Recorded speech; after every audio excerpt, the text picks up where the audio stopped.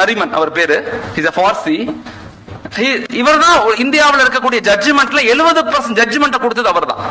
ஜட்ஜ்மெண்ட்ங்கிறது எப்படின்னா, ஒரு ஜட்ஜ்மெண்ட் கொடுக்கறாங்கன்னா டக்குன்னு கொடுத்துட மாட்டாங்க, இன்னொரு ஜட்ஜ்மெண்ட் ரெஃபரன்ஸ் வச்சுதான் ஒரு ஜட்ஜ்மெண்ட் கொடுப்பாங்க. இதுதான் இயற்கை. இவர் 70% ஜட்ஜ்மெண்ட் இவர் ஓனாவே கொடுத்திருக்கிறார். அவர்கிட்ட கேட்கப்பட்டுச்சு, பக்கத்துல உள்ள மத்த சீனியர் ஜூனியர் ஜட்ஜஸ் எல்லாம் கேட்டாங்க, how it's possible to give a judgment without any reference அப்படின்னு கேக்குறாங்க. எப்படி உங்களுக்கு கொடுக்க முடியுது? நான் சொல்லுவேன், நம்ப மாட்டீங்க, பரவாயில்ல சொல்லுங்க. எப்பெல்லாம் ஒரு ஜட்ஜ்மெண்ட் நான் கொடுக்கணும் இருக்கணும், அப்ப அன்னைக்கு நைட்டு குரானை பிரிப்பேன், அந்த ஜட்ஜ்மெண்டோடைய தீர்வு அந்த பக்கத்துல எனக்கு கிடைச்சிடும் சொல்றாரு. அவர் தன் புத்தகத்தில் எழுதியிருக்கார், இஸ்லாமிய சட்டவியல் புத்தகத்தில் அவர் எழுதியிருக்கிறார்.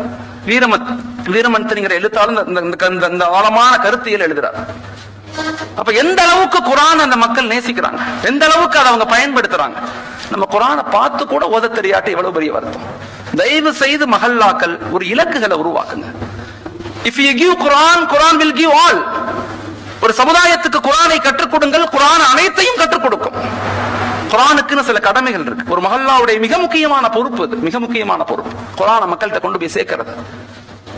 நீங்கெல்லாம் மிக சிறந்த பொறுப்பாளர்கள், தயவு செய்து அந்த உணர்வு கையில் எடுங்க. வளர்ச்சி என்பது, மாற்றம் என்பதும், எழுச்சி என்பதும் வெறுமன அறிவு, வெறுமன அதிகாரம், வெறுமன பொருளாதாரம் இல்ல. புஜபலமும் புத்தி பலமும் மட்டும் போதாது. இந்த உலகத்தை வெல்றதுக்கு ஆன்மீக பலம் வேணும். புஜபலமும் புத்தி பலமும் மட்டும் போதாது, ஆன்மீக பலம் வேணும். அது இருந்தாதான் இந்த உலகத்தில் உள்ள எல்லா பிரச்சனைகளையும் எதிர்த்து நிற்கக்கூடிய ஆற்றலும் அறிவும் ஆளுமையும் எங்க இருக்குன்னா அது ஈமான்ல தான் இருக்கு.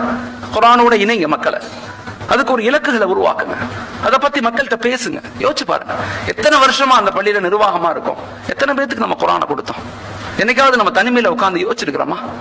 யோசிச்சு பாருங்க. இன்னைக்கு அரபு நாடுகளுடைய வீழ்ச்சிக்கு காரணமே கலாச்சார மாற்றங்கள்.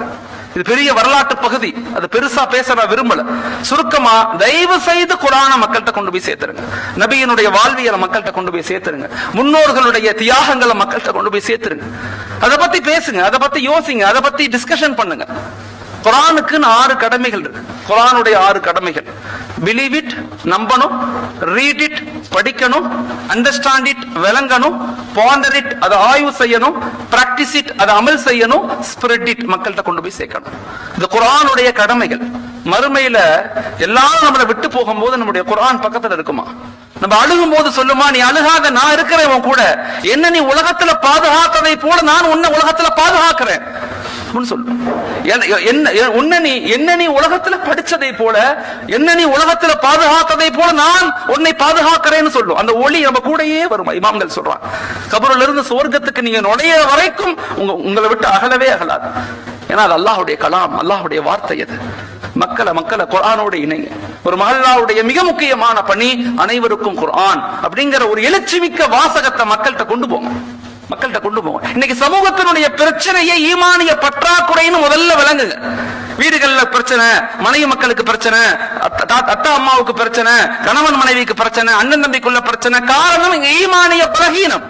விட்டு கொடுத்தல் இல்ல, அன்பு இல்ல, பரஸ்பரம் இல்ல, நபியினுடைய வாழ்வியல் இல்ல, குர்ஆனுடைய வாழ்க்கை இல்ல. பிரச்சனைகள், சண்டைகள், குழப்பங்கள் வந்து கொண்டே இருக்கு. இன்னைக்கு உளவியல் சொல்லுது, உளவியல் அடுத்த 10 வருஷத்துல உலகத்துல வரக்கூடிய மிக முக்கியமான ஒரு நோய் இருக்குது, மென்டல் ஹெல்த் டிசார்டர். அதுக்கு பேரு, அதாவது மென்டல் ஹெல்த் டிசார்டர்னா என்ன சொல்றதுன்னா, மனநல பாதிப்பு தான் உலகத்திலேயே மிக மோசமான நோய். அடுத்த 90% மக்களுக்கு அதான் வரப்போகுதுங்கிறாங்க. உளவியல் ரீதியா சொல்லுது, எப்ப இறைவனுடைய இணைப்பு ஏற்படுதோ, இமாம்கள் நமக்கு சொல்லிக் கொடுக்கறாங்க, அல்லாஹ்வுடைய தொடர்பு ஏற்படுதோ, மனிதன் மிக சந்தோஷமாக மாறுறான்.